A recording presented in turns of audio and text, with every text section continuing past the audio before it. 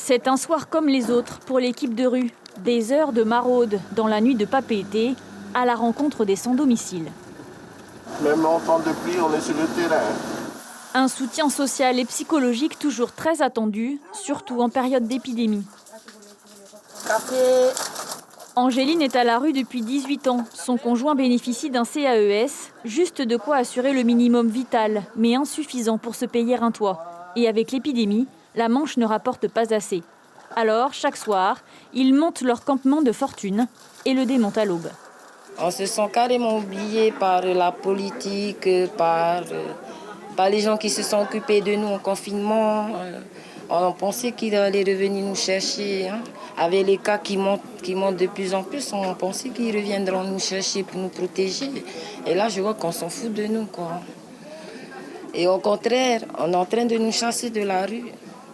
Je ne sais pas qui a donné l'ordre, mais on nous chasse de la rue, là. On ne peut plus rester dans les rues.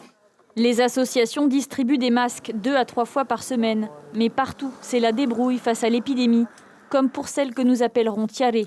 Elle souhaite préserver son anonymat, car la journée, elle travaille dans la restauration.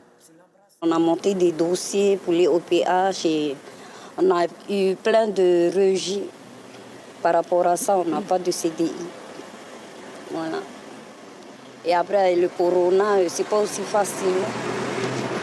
Pourquoi ? Parce que le CDI, t'es loin de l'avoir. C'est difficile aussi pour les entreprises, c'est ça ? Voilà, très difficile. Des travailleurs précaires que l'équipe de rue accompagne dans leur démarche. Chaque soir, ils rendent ainsi visite à une vingtaine de sans-domicile. Ils se sentent beaucoup oubliés. Donc, de pas déjà quand on vient les rendre visite, on ne fait pas attention à nous, s'il n'y avait pas vous, on se sentirait seuls, livrés à nous-mêmes. Vous êtes un petit peu le dernier lien social ? On dira ça comme ça. La Polynésie vient de passer au stade 2 de l'épidémie, une situation sanitaire qui ne change rien au quotidien des 300 SDF de Papeete. Pourtant, en mars dernier, la moitié d'entre eux avaient été confinés dans des salles de sport.